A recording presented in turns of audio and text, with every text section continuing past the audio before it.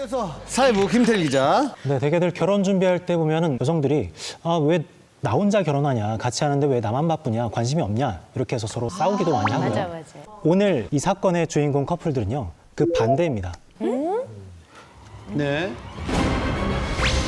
그녀가 또 저지른 사랑. 아유, 불안하다. 안 되는데. 일렀어. 느낌이 오네요. 말씀해 주시죠. 네, 지난해 1월이었습니다. 부산에 사는 30대 남성 그 박 씨는요, 그 상견례를 가지게 됩니다. 박 씨가 결혼 상대자로 선택한 여자는요, 스마트폰 채팅 앱으로 만난 같은 30대의 여성 구 씨였습니다. 이 둘은 채팅으로 만나긴 했지만 서로 성격도 잘 맞고 그리고 같이 사는 지역도 비슷했기 때문에 서로 사귀게 되었고 자연스럽게 남성의 집에 동거까지 하기 시작했습니다. 그러다 속도 위반으로 1년 만에 아이를 낳게 되고 그러면서 자연스럽게 결혼 결심까지 하게 됐던 거죠. 상견례 자리는 매우 훈훈했다고 합니다. 그 여성의 아버지가 직접 나와서 그 해운대가 내려다보이는 아주 고급 호텔에 결혼식장을 예약을 하고 계약금도 자기가 그냥 부담하겠다라고 통 크게 얘기하면서 순조롭게 결혼이 진행되는 것처럼 보였습니다. 문제는 그 이후였는데요. 정작 결혼 당사자였던 이 구 씨는 결혼 날짜가 2달 앞으로 다가왔는데도 구체적으로 결혼 준비를 전혀 하지 않는 거였습니다. 그녀의 답답한 행동이 계속되자 이 박 씨는요, 설마 하는 생각에 그 웨딩샵으로 전화를 해서 확인을 했죠.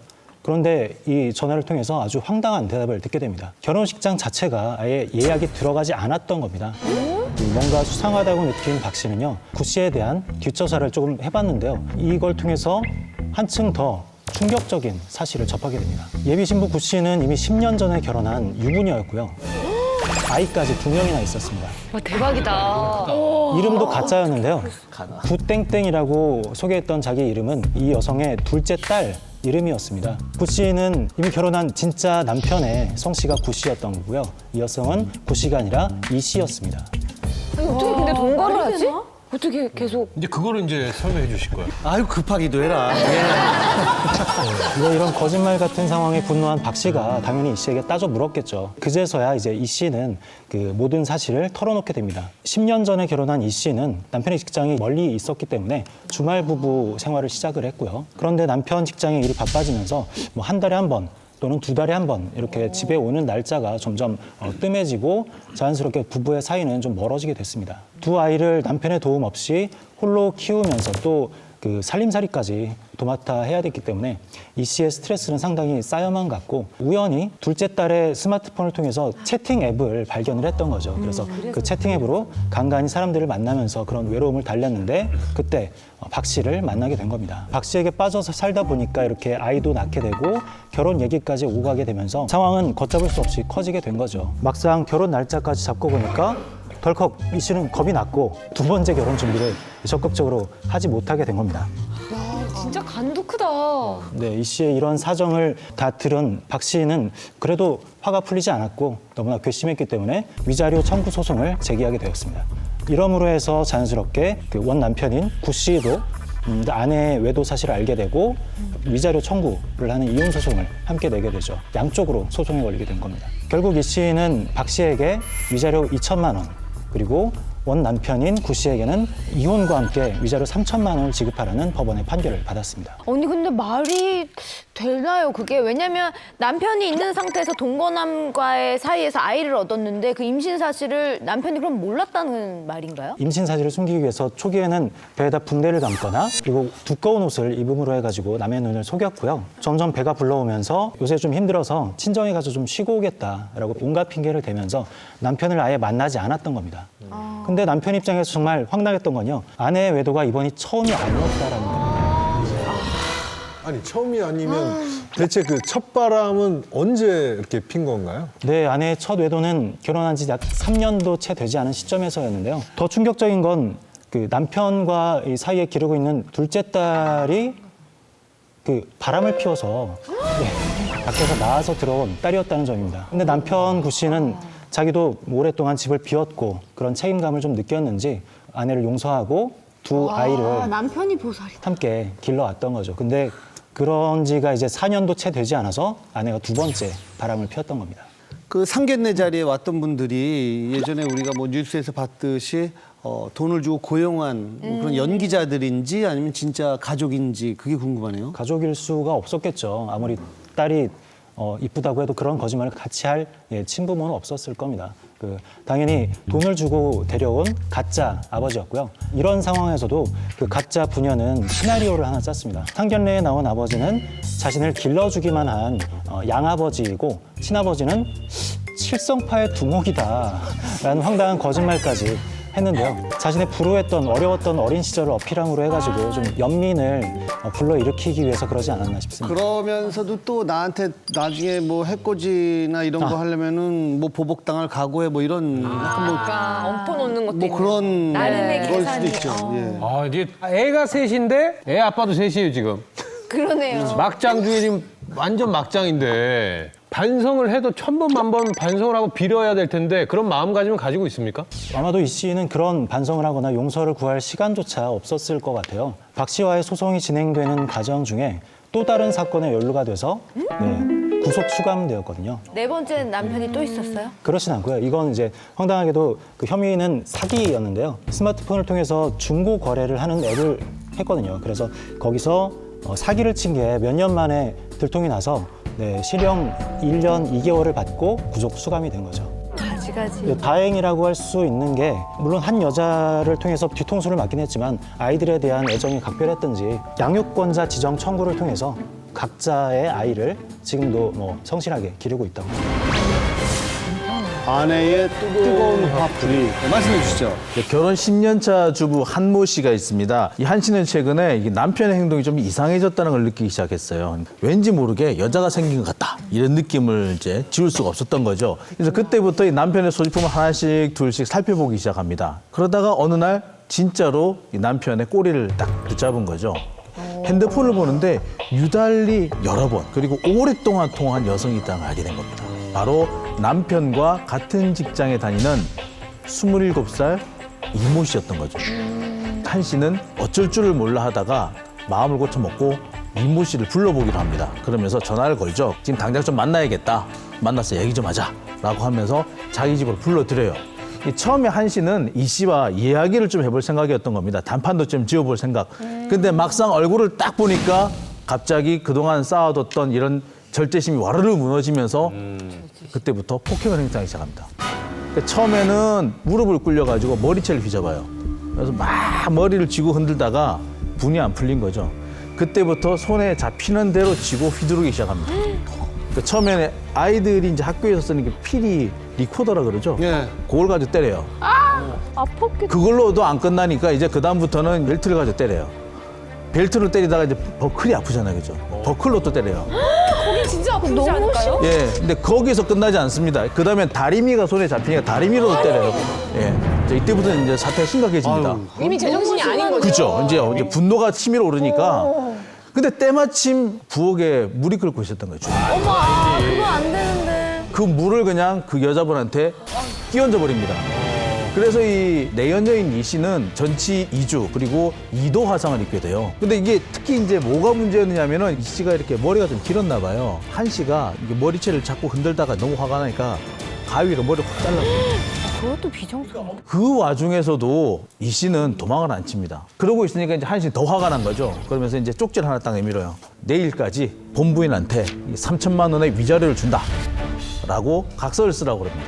한 씨가 한마디 더 합니다. 내일까지 이 돈을 꼭 안 갚으면은 니네 집 앞에 현수막 붙을 줄 알아라. 그리고 인터넷, SNS, 하여튼 모든 곳에 네 불륜 사실을 알려버리겠다. 라고 협박까지 합니다. 결국에 이제 그 사실을 그 이 씨의 엄마가 보게 되는 거죠. 그리고는 이제 경찰에 신고를 하게 되고요. 결국 한 씨는 특수폭행과 공갈 등의 혐의로 징역 6월에 집행유예 1년을 선고받게 됩니다.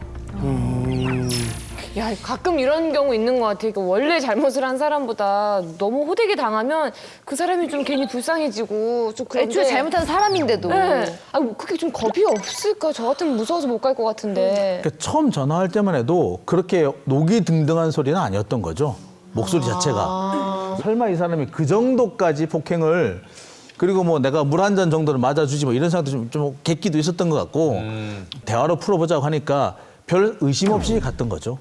그런데 그 내연녀 어머니가 뭐 큰 결심을 하신 거예요. 어쨌든 직접 경찰 신고를 하면 피해 사실이 어쨌든 딸의 불륜 사실이 이제 다 알려지게 되니까 좀 생각이 많으셨을 것 같은데요. 이 씨의 어머니는 딸이 그 불륜을 저질렀다까지는 잘 모르고 계셨던 모양이에요. 그러니까 이제 이 씨가 이제 3천만 원을 이제 하루 만에 갖다 줘야 되니까 여기저기 뭐 좀 돈을 알아보러 다닌 거예요. 그러면서 그러니까 어머니 입장에서 보면 뭔가 이상하잖아요. 얘 혹시 무슨 안 좋은 일을 당했나?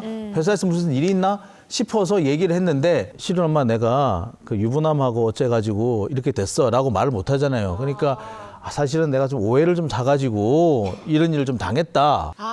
이렇게 얘기를 된 겁니다. 그러니까 엄마 입장에서는 여자한테 머리를 이렇게 확 잘라버리냐. 그래서 바로 경찰에 신고를 했던 겁니다. 아 근데 뭐 만약에 남편이 그렇게 불륜을 저질렀다 그러면 남편을 탓하고 남편한테 뭐라고 해야지? 왜 당사자한테 뭐라고 해야 되는 거 아닌가요? 남편의 입장은 뭔가요? 근데 이제 남편은 그 와중에도 그 일들이 벌어지고 있다는 걸 까맣게 몰랐다고 그래요. 자기가 외도를 들켰다는 사실도 모르고 있었고 내연녀가 불려갔다는 것도 몰랐고 이렇게 폭행당했다는 것도 몰랐대요. 그러니까 경찰이 개입을 하고 난 다음에 여기저기에서 이제 조사가 진행되고 하니까 그때서야 알았다는 겁니다. 근데 이미 일은 벌어졌고 그렇다고 자기가 어디 끼어들 수 있는 게 없잖아요. 그러니까 쥐죽은 듯이 가만히 있으면서 강 건너 불구경하듯 있었다고 합니다.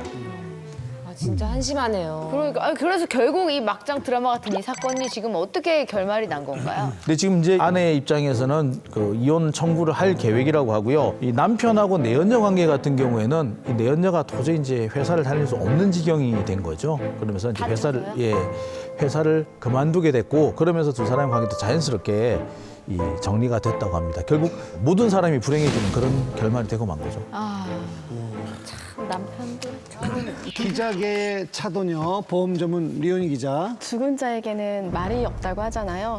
그런데 죽은 사람을 깨워서라도 따지고 싶을 정도로 너무도 화나고 억울한 일을 겪은 한 여성이 있었습니다. 보험 전문은 왜 이렇게 억울한 일이 많은지. 맞아. 왜 그래? 돈 때문에. 돈 때문에. 남편이 남기고 간 것들. 몰라야겠네. 자, 말씀해 주시죠. 43살의 여성 김 씨는 시어머니, 남편 그리고 중학생 딸과 함께 화목한 가정을 이루면서 살고 있었어요. 그러던 어느 날 충격적인 소식을 듣게 됩니다. 바로 아침까지만 해도 멀쩡하게 출근을 했던 남편이 갑작스러운 교통사고로 사망을 했다는 소식을 전해 들은 건데요. 남편의 장례식도 치르고 남편 사망보험금으로 나온 5억 원도 수령을 했어요. 어떻게 안 건지 그 남편 보험금을 받은 이후부터 이 남편의 친인척들이 매일같이 찾아와서 돈을 빌려달라고 막 요구를 하는 거예요. 막 괴롭히고. 그래서 김 씨는 그 돈을 시어머니에게 전부 맡겼어요. 그리고 시어머니는 찾아오는 친인척들에게 정말 냉정히 대하면서 모두 다 정리를 해줬습니다. 며칠 뒤에 이제 김 씨가 남편의 유품을 정리하고 있었어요. 그러던 중에 남편이 생전에 쓰던 이 핸드폰을 보게 됐는데 사진첩을 딱 보니까 온통 낯선 여자 사진 투성인 거예요. 바로 남편의 동창생이었어요. 그리고 핸드폰에 이제 동창생들끼리 하는 채팅창이 있었는데 이미 이 둘은 공식적인 커플이었던 거예요. 그 동창생들이 다 인정한 알고 있는. 네, 남편 장례식장에서 펑펑 울던 여자가 있었는데 그 여자가 바로 이 동창 내연녀였던 거죠. 그동안 야근해야 된다, 뭐 친구 아버님 장례식에 가야 된다 이렇게 했던 말들이 거짓말임을 알게 돼요. 그리고 남편의 차에 있는 블랙박스도 살펴보게 되는데 이틀에 한 번꼴로 호텔에 간 기록이 있는 거예요. 김 씨는 이 모든 사실을 시어머니에게 알렸어요. 근데 이 시어머니는 뭐 이미 죽은 사람이고 없는 사람인데 어쩌겠느냐 미안하다면서 며느리를 달래요. 김 씨가 몰랐던 남편의 비밀은 이거 하나뿐만이 아니었어요.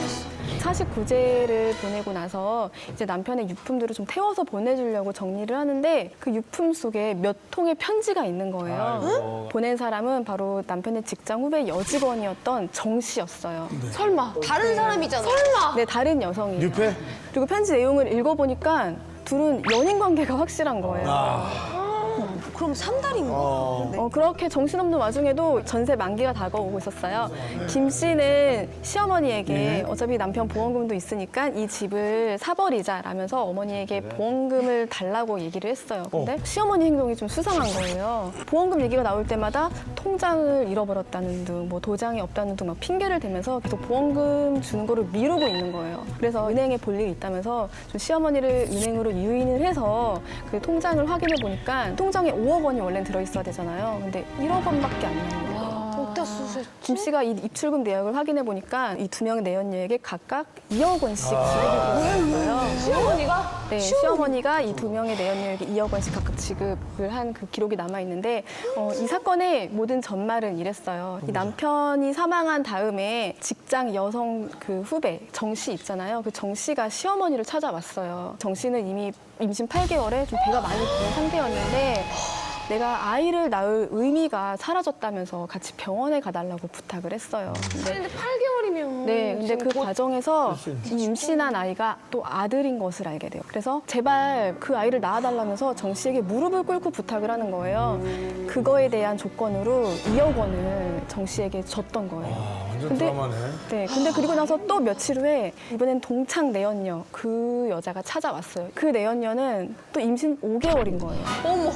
그리고서는 이 시험 말도 안 돼요. 자신은 어차피 결혼을 한 입장이고 가정이 있고 그렇다고 이 5개월 된 아이를 좀 중절 수술할 수도 없으니 내가 낳아줄 테니 키워달라면서 부탁을 하는 거예요. 근데 시어머니는 싫다라고 딱 거절을 해요. 그 이유가 이 여성이 임신한 아이는 딸이었기 때문이었던 거예요. 수술을 막 안 하려는 이 여자를 설득을 하느라 2억 원의 돈을 또 쓴 거예요. 네, 결국 이 모든 사실을 알게 된 김 씨는 시어머니를 상대로 보험금 반환 청구 소송을 했고 1억 원을 지급받았고요. 이 두 명의 내연녀에게는 4천만 원을 지급받았습니다. 아, 근데 진짜 완전 드라마 같은 일이네, 진짜. 아니 말도 안 되는 거죠. 이게 물론 지금 부인의 입장에서는 돈이 중요한 건 아니지만은 두 내연녀가 가져간 돈이 지금 합의 4억이잖아요. 근데 위자료를 4천만 원만 받았다는 게 조금 이해가 안 돼요. 김 씨가 내연녀에게 준 게 아니라 시어머니가 준 거였기 때문에 두 내연녀는 이거에 대해서 전혀 김 씨에게 반환해줄 의무가 없는 거예요. 그럼 동시에 이 두 여자를 같이 만난 겁니까? 아니요, 양다리는 아니었어요. 이 처음 만난 여자는 이 직장 후배 여성이었던 정 씨였어요. 정 씨에게 남편이 일방적으로 이별을 통보해서 헤어진 거였고요. 그 이후에 만난 게 이 동창생 여자였던 거죠. 이 여자 동창과는 서로 정말 사랑하는 사이였어요. 나중에 각각의 배우자와 헤어지고 함께 살림을 차릴 계획도 세우고 있었습니다. 진짜 한 명의 내연녀도 충격인데 어쨌든 간에 그런 남편은 임신한 것을 알고 있었던 거죠? 그러니까 남편은 이 동창 내연녀, 정말 사랑했던 여자, 이 여자만 임신한 사실을 알고 있었어요. 회사 후배였던 이 정 씨의 임신은 전혀 모르고 있었어요. 정 씨가 임신을 유지했던 이유가 있었는데 좀 일방적으로 이별을 통보당했잖아요. 아이를 낳아서 남자에게 보여주면 좀 마음이 돌아설 거라고 믿고 있었던 거예요. 그래서 남편은 모르고 있었습니다. 시어머니는 아니 며느리가 뻔히 있는데 왜 다른 데서 아기를 낳아가지고 맞아. 이렇게 낳으라고 종용을 하고 부탁까지 하고 어떻게 혼자 키우려고 했나요? 왜 그렇게까지 했어야 됐죠? 김 씨 남편 같은 경우에는 아들이 정말 귀한 사대 독자였어요. 근데 이 김 씨와 이 남편 사이에서는 중학생 딸밖에 없었잖아요. 그래서 이 시어머니는 먼 친척이 낳은 아이인데 부모를 잃어가지고 좀 불쌍한 아이다. 우리 호적에 올리고 아이를 좀 키워달라 이렇게 얘기할 계획이었다고 합니다. 그 시어머니가 그런 식으로까지 거짓말했다는 건 며느리를 너무 쉽게 본 것 같아요. 시어머니는 좀 이거 외에도 김 씨를 속인 게 하나 더 있어요. 그 아들의 사망보험금. 그거를 혼자 다 쥐고 있고 싶어가지고 자신의 친인척들에게 부탁을 해서 며느리를 괴롭혀달라고 부탁을 한 거예요. 애초에. 그래서 그 친인척들이 매일같이 며느리를 찾아왔던 거고요. 며느리는 아무것도 모른 채 이 시어머니를 너무 믿은 나머지 사망보험금을 다 전부 시어머니에게 맡겼던 거고요. 네. 자, 다음은 오늘 첫 출연이죠. 법률 전문 장윤정 기자. 한 유부녀가 남편과 내연남 사이에 한 사람을 선택하지 못했습니다. 이 여성은 어떤 제목으로 법정에 서게 됐을까요? 사랑으로 급하게 낳은 자식. 급하게 아니, 사랑. 이게 아니, 그게 안 아니라 돼요? 바로? 사랑으로를 읽다 보니까 뭐야, 위에 급하게가 있어. 그러고 나중에 뭐. 그냥 내용은 비슷하니까. 예. 여기는 네, 2009년 4월 가정불화를 겪고 있던 40대 여성 강 씨는 당시 자영업을 하고 있던 박 씨를 만나게 됩니다. 이혼 후 혼자 외롭게 살고 있던 박 씨는 강 씨가 가정이 있는 것을 알고 있었지만 둘은 곧 연인 사이로 발전을 하게 되는데요. 만날 때마다 박 씨는 기회가 되면 나의 아이를 낳아 키우고 싶다라는 말을 강 씨에게 했었는데요. 이 말을 들을 때마다 강 씨는 박 씨가 자신의 곁을 떠나지는 않을까라는 생각에 늘 불안했다고 합니다. 내연남이 다른 마음을 먹지 못하도록 하기 위해서 거짓말을 하고 맙니다. 바로 박 씨에게 당신의 아이를 임신했다라고 거짓말을 한 건데요.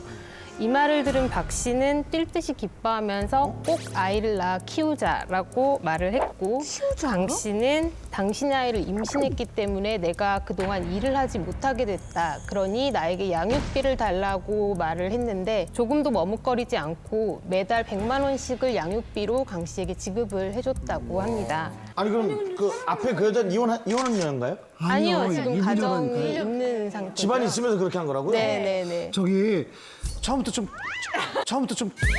끝까지 죄송합니다. 너무 죄송하고 다 이제 아 죄송한데 그걸로 저를 찍으시죠. 아니 박근 씨는 좀 더 집중이 되거든요. 아닙니다. 알겠습니다. 네, 이렇게 아이를 임신했다고 거짓말을 하면서 박 씨와 만남을 지속을 했던 강 씨는요. 10달 그렇죠, 이후에는 10달이죠. 들킬 수밖에 없는 상황이 오잖아요. 일단은 자신의 남편에게 갓난아이를 입양하자라는 말을 하게 됩니다. 네. 그러니까 지금 부부 그 관계를 끊을 생각은 전혀 없는 예, 거예요, 강 강 씨는. 씨는 두 사람을 모두 지키고 싶었던 거예요. 허허, 이게 무슨? 강 씨의 제안에 남편은 처음에는 입양에 대해서 큰 생각이 없다가 좋은 일이지 않느냐라는 아내의 설득 끝에 남편도 그래 갓난아이를 입양하자라고 해서 입양 신고를 하게 됐고요. 박 씨에게는 당신 아이다라고 말을 해서 박 씨 앞으로 또 출생 신고까지 하게 됩니다. 박 씨와 남편 모두를 이렇게 완벽하게 속인 강 씨는 평일에는 아이를 데리고 원래 남편 집에서 같이 살다가 주말이 되면 식당 일을 하겠다라면서 아이를 데리고 가서 박 씨 집으로 또 갑니다. 이렇게 강 씨는 이중 생활을 이어갔는데요. 놀랍게도 이런 생활은 무려 6년 동안이나 아니 말이 돼. 이런 6년간의 강 씨의 거짓말이 들통이 나게 된 거는 아이가 초등학교에 갈 무렵이었는데요. 입학을 하지 않아서 누락됐다는 사실이 밝혀졌고 경찰이 박 씨에게 확인 전화를 하게 된 겁니다. 이때부터 조금 이상하다라는 느낌을 받은 박 씨는 신자가 아니었다라는 것을 그때서야 알게 되는데요. 분노에 휩싸인 박 씨는 사랑했던 여자인 강 씨를 사기죄로 결국 고소를 하게 이릅니다. 강 씨는 박 씨로부터 양육비 등 명목으로 총 6,300여만 원의 금전을 받았던 것으로 확인됐는데요. 결국 강 씨는 징역 1년, 집행유예 2년을 선고받게 됐습니다. 너무 말도 안 되는 뭐 드라마 막장 드라마 같은 내용이라 정말로 그 아이를 사랑으로 잘 키웠는지 그게 제일 걱정이거든요. 다행히도 강 씨에게는 친자식도 2명이 본 남편과의 사이에 있었는데요. 친자식과 다름없이 입양한 아이도 사랑으로 또 키웠다고 합니다. 그리고 양육비로 받은 돈도 실제로 그 아이를 위해서 사용을 했었다고 해요. 법원도 이런 사정을 참작을 해서 형량을 좀 낮게 받다고 합니다. 근데 양육비를 계속 받은 건 자기가 또 어떻게 다른 계획을 하려는 게 뭔가 있었던 건 아닐까요? 양육비를 받은 거는 그냥 박 씨의 의심을 피하기 위해서였지 정말로 금전이 목적이었던 것은 아니었던 것 같아요. 판결문을 보더라도 이제 편취한 돈이 6,300여만 원에 달하지만 1,000만 원 가까이는 육아를 위해서 사용을 했고 나머지 돈도 딱히 허투루 사용한 부분은 없었던 것으로 확인됐습니다. 그렇다면 남편도 그 내연남한테 위자료를 청구를 할 수가 있잖아요. 이런 경우에는 규모가 어느 정도 될까요, 위자료가? 보통 내연 상대에게 현재 배우자가 위자료를 청구를 하는 경우에는 대개 1억 원을 청구를 하는 경우가 가장 많은데요. 그중에 일부라도 인용을 받을 생각으로 이제 높게 금액을 해서 청구를 하는데 대체로 법원에서 적게는 1,000만 원 정도, 많게는 5천만 원 정도의 위자료를 인정해 주는 경우가 많습니다. 그런데 이제 이 경우에는 박 씨가 6년 동안이나 불륜 관계를 이어왔고 아이를 입양하는 일까지 있었다는 사정을 감안을 해보면 아마 이 위자료가 5천만 원 이상도 나올 수 있지 않을까라고 생각을 합니다. 그러니까 뭐 1억 정도를 청구를 하고 법원의 판단에 따라서 1,000에서 5천 정도를 받을 수 있다. 네. 장용진 사무장님 사무실은 어느 정도까지 가능합니까? 대체로 보면 1,000만 원대에서 2천만 원 안에서 결정되는 경우가 대부분입니다. 그러니까 그 이상을 넘어갈 때는 특별한 사정이 있는 경우가 대부분인데요. 사람이 죽었다든지 거의 뭐 반신불수가 됐든지 이런 정도가 아니면은 넘어가는 경우가 상당히 드물고요. 그래서 저는 5천만 원 미만이 될 거라고 봅니다. 저쪽으로 수임을 하겠습니다. 저 사건을 저쪽으로 맡기겠습니다. 이제까지 이런 일이 있으면 되게 열심히 몰입하면은 어떤 마음인지 좀 이해가 갔었는데 이 여자분은 진짜 이해가 안 가거든요. 애만 괜히 이중우중에 고생을 하는 거 아니야? 이런 경우가 좀 있나요? 안타깝게도 어른들의 불륜 때문에 이런 일이 종종 벌어지고 있다고 합니다. 또 한 아이는 태어나서 출생신고가 됐는데 친모가 불륜으로 낳은 아이라는 사실이 나중에 남편에게 들통이 나자 불륜남에게 아이를 보낸 경우가 있었습니다. 그런데 이제 불륜남 역시 나도 아이를 못 키운다 하면서 아이를 보육원으로 보내버렸었는데요. 보육원에서 친부모에게 확인 전화를 하기 위해서 전화를 걸었지만 연락이 되지 않자 출생신고가 안 된 채로 버려진 아이구나라고 생각을 해서 또다시 아이에게 출생신고를 해서 아이가 2번의 출생신고를 한 이중호적을 가지고 살아갔던 예도 있습니다. 이중우중. 이 아이 역시 나중에 이제 초등학교에 입학을 하는 과정에서 호적이 2개였다는 사실이 밝혀졌었는데요. 다행히도 지금 그 아이는 좋은 가정에 입양이 되어서 현재는 잘 자라고 있다고 합니다. 다행이네요. 자, 이번에는 사회부 배수아 기자. 10달을 뱃속에 품었던 자식보다 고작 6개월 남짓 마음에 품었던 남자 때문에 천륜을 저버린 엄마의 충격적인 이야기입니다. 사랑을 선택한 엄마.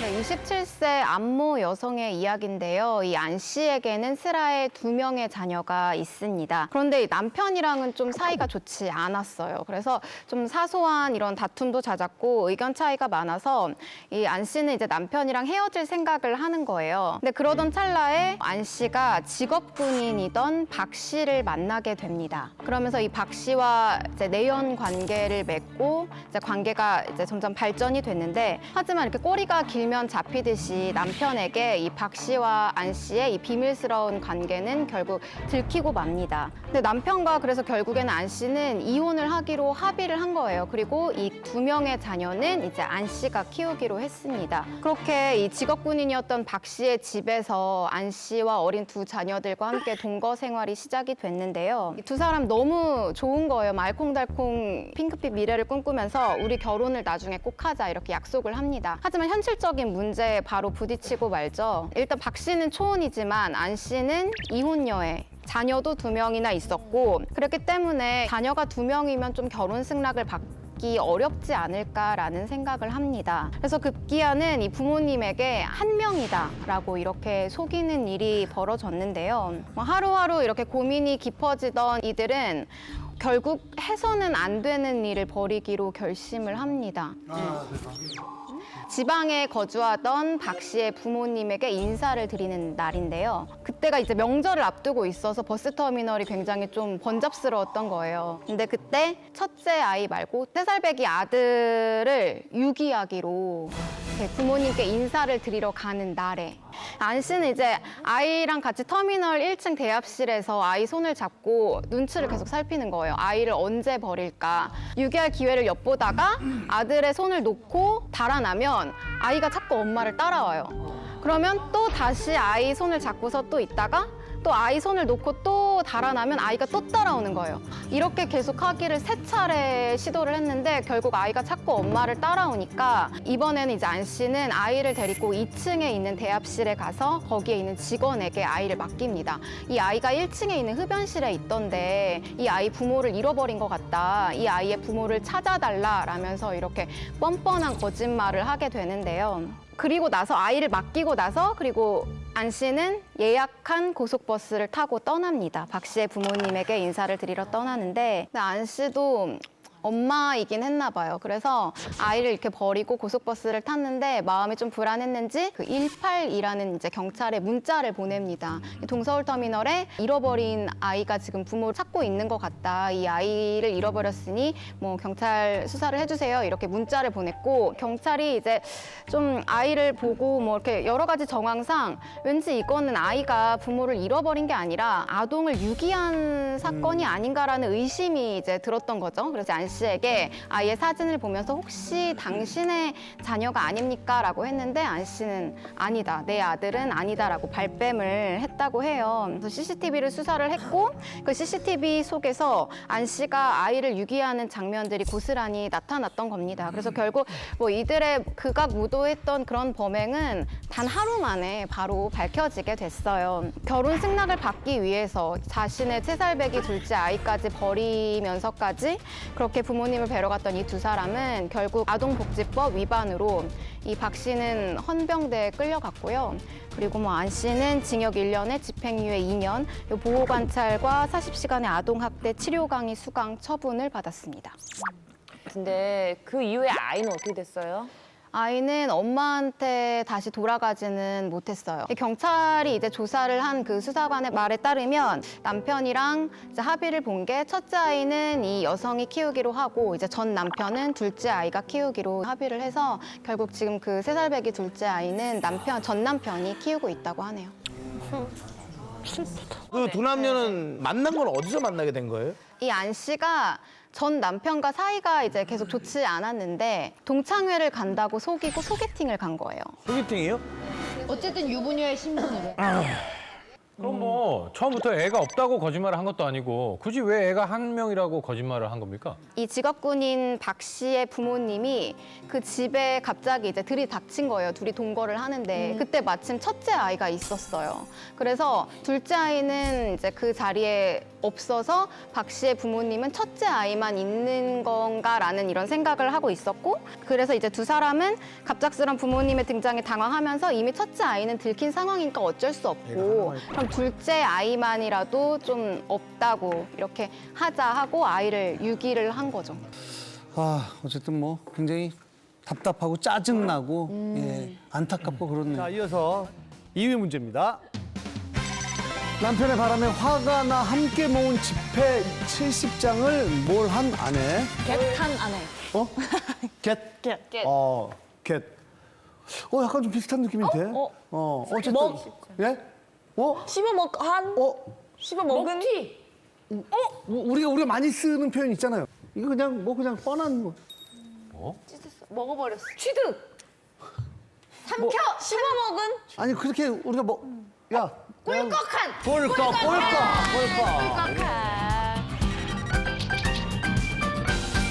요즘에 누가 꿀꺽을 써요? 그러게요. 옛날 사람. 예. 이거는 출제자의 자질이 의심스럽다. 꿀꺽이. 이런 거 요즘 안 쓰는데. 그러게요. 정말 말 그대로 돈을 먹었다는 이야기입니다. 진짜로 먹었다. 네, 진짜로 꿀꺽. 진짜로? 진짜로 그러니까 이게 먹었다고? 관용어구로 꿀꺽이 이 아니라 꿀꺽이 아니고 이 그게 아니고 꿀꺽이라고? 네, 진짜 그냥 꿀꺽한 그러면 인정. 사건이어가지고요. 네. 그래. 네. 그러면은 인정이지. 콜롬비아 북부에서 벌어진 일인데요.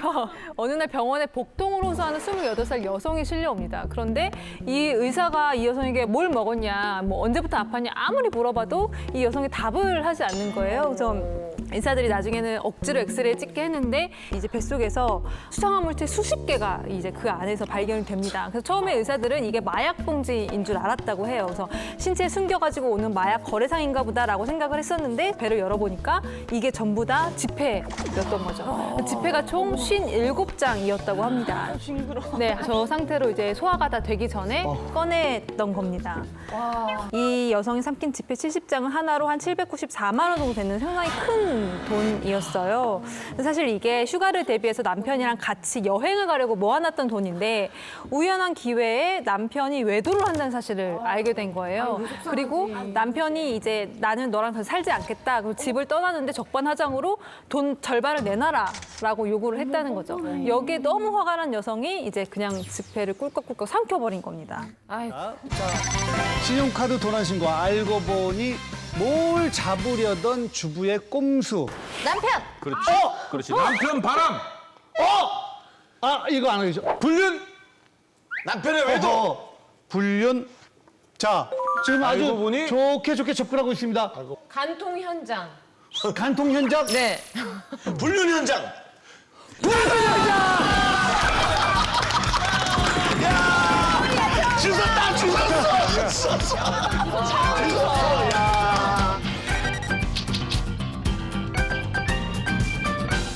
야, 근데 오늘 좋았어요. 간통 현장 하면서 간통 현장, 간통이 아니 뭐 이런 안 했어요. 간통 현장 이렇게 아주 쿨하게 했어요. 아니 근데 쿨하게 했어요. 다시 좀 해주세요. 이거를 이거 안 하니까 이게 정답이 가까이 간 건지 뭐 한 건지 감이 안 온다. 그러니까 이게 시험 범인지 아닌지를 모르겠어. 네, 지난해 11월 광주의 한 경찰서 민원실로 30대 초반의 여성 강모 씨가 찾아옵니다. 강 씨가 경찰서로 찾아온 이유는 신용카드를 도난당했는데 아는 언니의 소행인 것 같다라면서 진정서를 내려고 이제 경찰서에 온 거예요. 근데 이제 강 씨가 경찰한테 내가 이 신용카드의 사용처가 어딘지를 알고 있으니까 같이 그 현장에 가서 CCTV를 같이 확인을 좀 해달라 이렇게 요청을 합니다. 그곳은 바로 무인텔이었는데요. 경찰이 함께 그 현장으로 갔어요. 그래서 CCTV를 보는 순간 이 여성은 아는 언니가 맞다면서 털썩 그 자리에서 주저앉고 마는데요. 사건의 전말은 이렇습니다. 이 여성이 확인하고 싶었던 것은 그 아는 언니가 아니라 아는 언니와 함께 갔던 남자였는데 바로 강 씨 본인의 남편이었습니다. 허위 신고도 사실은 엄연한 불법이잖아요. 어떻게 됐나요? 강 씨가 이 남편의 불륜 현장을 확인을 하고 너무 가슴 아파했다고 해요. 그래서 이 아픔을 좀 고려를 해서 불입건 하려고도 좀 고민을 해봤는데 간통죄 폐지 이후에 이런 비슷한 수법이 계속 잇따라서 나올 거를 좀 생각을 해서 결국에 강 씨를 공무집행 방해 혐의로 검찰에 송치를 했습니다.